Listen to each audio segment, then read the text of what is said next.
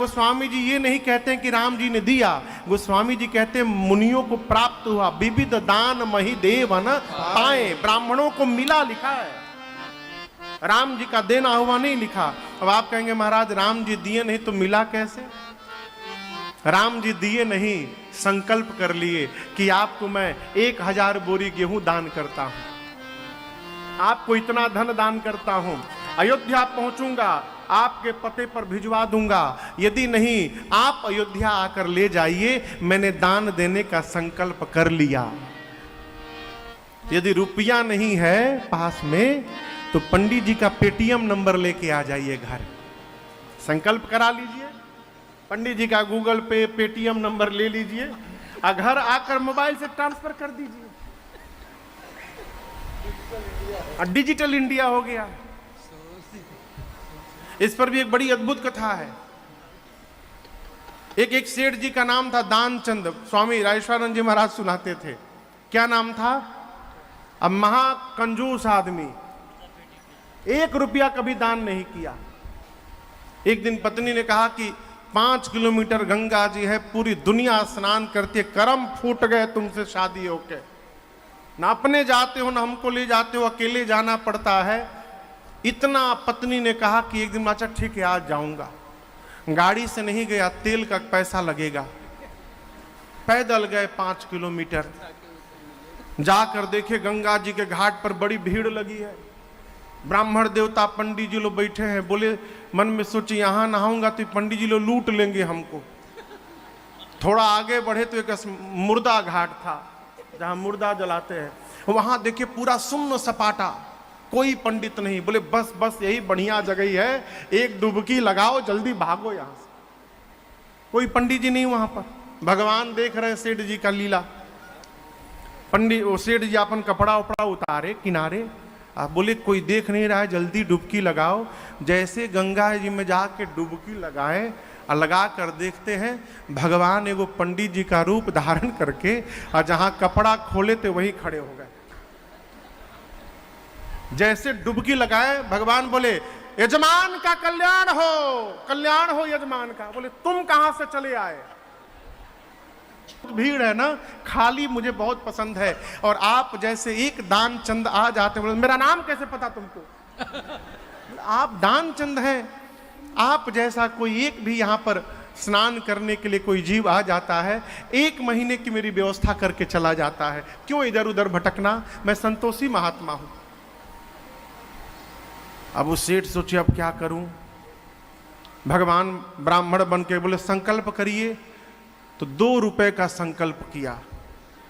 अब बोला कि अभी पास में है नहीं, बाद में कभी घर से आकर ले जाइएगा। भगवान संकल्प करा दिए। सेठ जी पैदल गए, थक गए एकदम। पत्नी ने पूछा कैसा अनुभव रहा? कैसा अनुभव रहा? जान बचाकर भागा हूं, 2 रुपए वो भी संकल्प किया हूं। अभी बोल के जैसे बैठा तब तक कान में आवाज आई यजमान का कल्याण हो।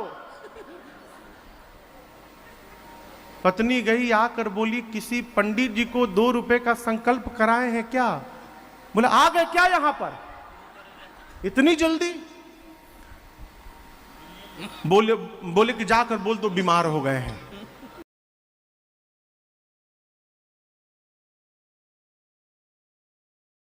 जी पत्नी गई, बोली वो तो बीमार हो गए। भगवान बोले मेरा जजमान बीमार हो गया, अब उनके स्वास्थ्य लाभ की मंगल कामना करने के लिए मैं यहां पूजन करूंगा। वहीं बैठ गए भगवान। गई जाकर बोली अरे वो तो पूजा करने बैठ गए आपकी मंगल कामना के लिए। अरे जाके बोल दो मर गया। पत्नी जाके बोली रोते रोते नाटक करके गए।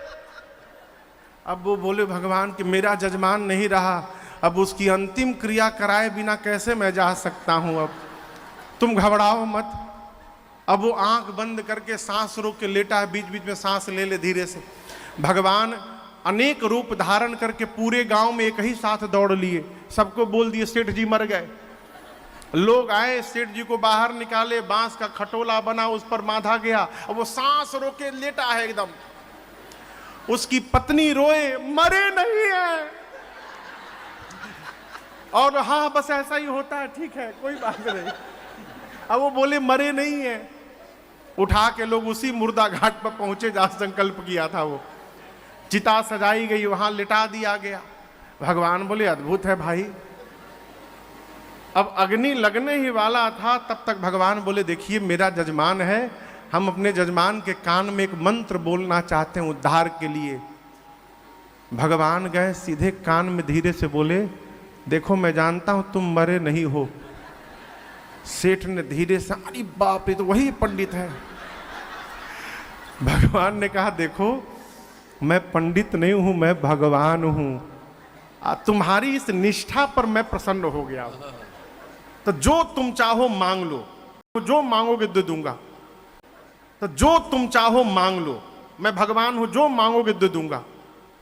धीरे से आंख खोल कर बोला भगवान है, जो मांगूंगा देंगे ना? जो मांगो अभी दूंगा। 2 रुपए का संकल्प किए थे, माफ कर दीजिए उसको आप। बोले जाओ माफ कर दिया, उठो अब। ऐसा जीवन ना हो साहब, है?